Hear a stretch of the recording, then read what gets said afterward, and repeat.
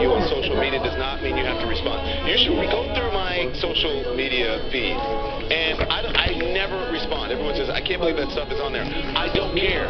I'm not racist, so I'm not going to be drawn into it by responding to a stupid bigot on social media. And if I did, guess what?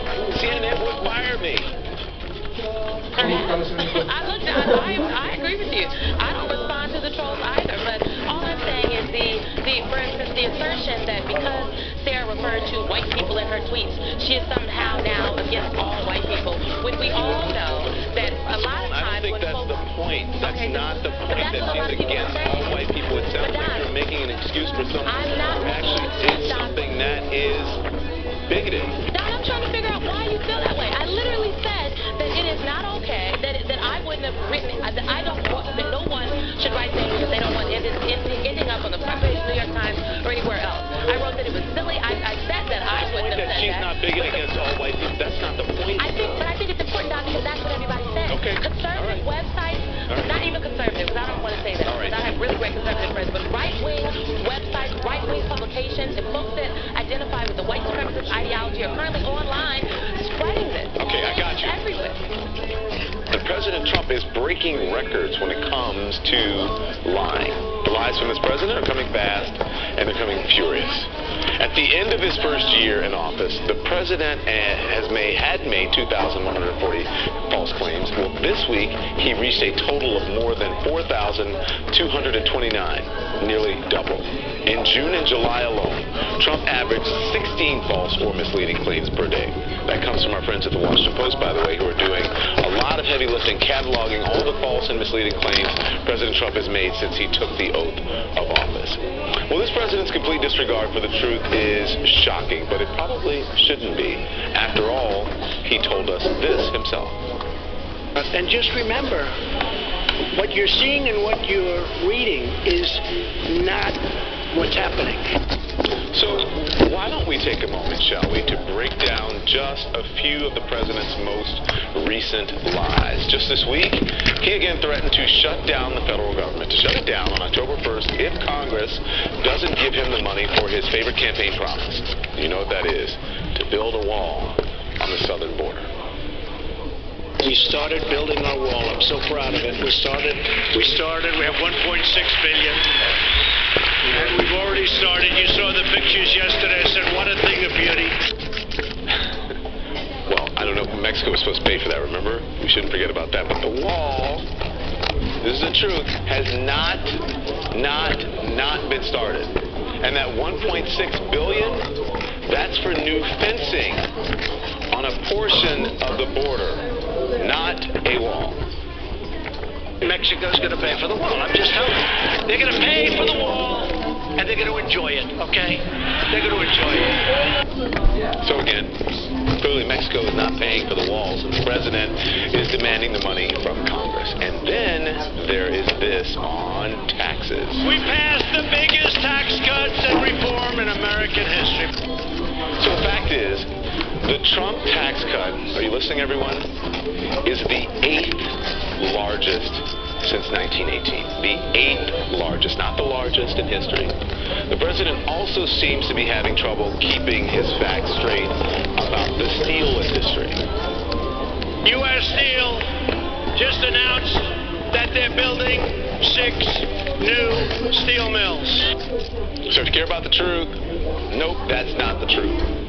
The only thing U.S. Steel has announced is that it will restart 2 blast furnaces. Restart 2 blast furnaces, not 6 new steel mills. And it's probably no coincidence that the president seems to be especially truth-challenged when it comes to Russia.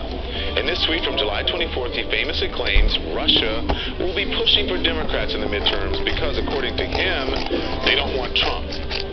But I want you to listen closely. This is Vladimir Putin. Vladimir Putin himself, coming from his own mouth, he said, and at the press conference after that disastrous summit in Helsinki. President Putin, did you want President Trump to win the election, and did you direct any of your officials to help him do that? Да, я хотел, чтобы он выиграл. Yes, I did. Yes, I did. Because he talked about bringing the U.S.-Russia relationship back to normal. He said for himself he wanted Trump to win, not Democrats. It should be no surprise that President Trump has made more than 378 misleading statements about the Russia investigation so far. His favorite being branding it a witch hunt. It's a total witch hunt. I've been saying it for a long time. They call it the rigged witch hunt. I have this witch hunt. It's a witch hunt. That's all it is. They have phony witch hunts. It's like a witch hunt. It's like a witch hunt. The witch hunt continues. The entire thing has been a witch hunt. This is a pure and simple witch hunt. A lot of witches have been caught. But it's not true. It's not a witch hunt, no matter how many times he says it.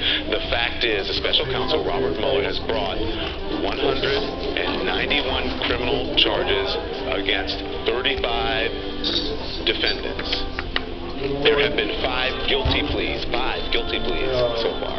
And former Trump campaign manager Paul Manafort is on trial right now in the first case to come out of the Mueller investigation. Those are the facts. So here we are again, asking the same question we have asked before, and we'll ask again, I'm sure. Who are you going to believe? You're going to believe the president, who has made well over 4,200 false or misleading claims so far, or are you going to believe your own eyes and your own ears?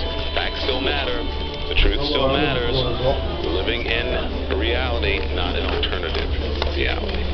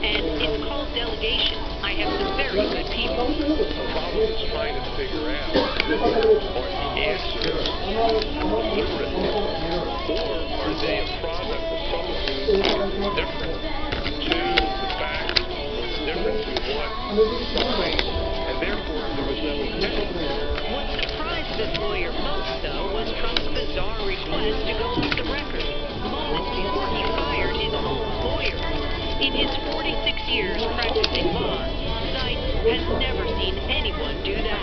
We go off the record, and then he wants to talk to me. Well, the lawyer's sitting there like a potted plant.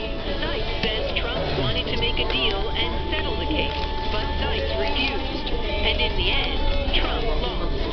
He's like an animal in the woods. He's been through plenty of depositions. If you approach him in the wrong way, he's going to pick up the scent. He's going to understand. He's got to be careful about what he says because he's no dummy. Randy Kay, CNN, Palm Beach, Florida.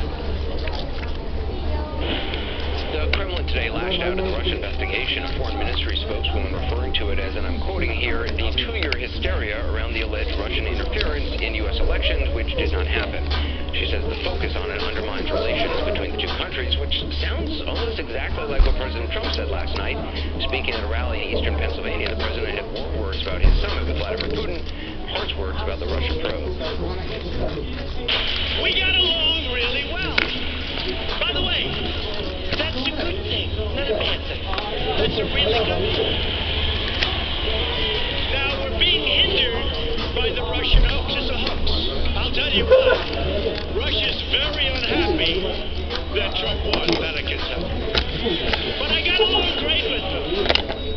We're being hindered by the Russian hoax, he said. Now, the president sometimes clarifies what he means by that, saying any notion of collusion is a hoax, but he often doesn't make that distinction and seems to imply the entire Mueller probe into the election attack is a hoax, or the attack itself is one.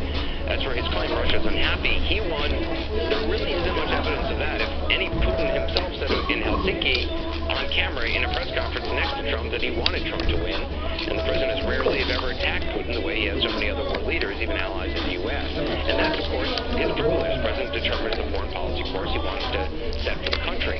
That's not the issue.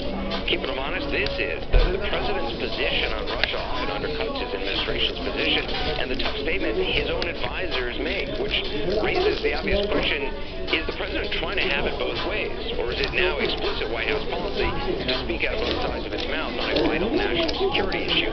Regardless of the motivation, this is something that's been happening over and over again. The president undercutting his own national security team after the fact, or undermining their message beforehand. Again, here's what the president said last night.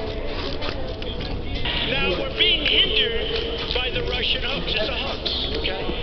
All right. He says it's a hoax. Here's what the top national security and counterintelligence official said on his orders at the White House just a few hours before he said that. Our democracy itself is in the crosshairs. What we see is the Russians are looking for every opportunity, regardless of party, regardless of whether or not it applies to the election, to continue the pervasive efforts that undermine our fundamental values. I fully share the intelligence community and the ODNI's assessments, past efforts, and those today to interfere with our election and of the current threat. They stepped up their game big time in 2016. This is a threat we need to take extremely seriously and to tackle and respond to with fierce determination and focus. Have you heard the president say anything like that again? These are the president's own top advisors and cabinet members sent out with his blessing to push a message that he himself doesn't seem to fully accept. Here's the Secretary of Homeland Security, Justin Nielsen, again on Tuesday. 2 years ago, as we all know, a foreign power launched a brazen, multifaceted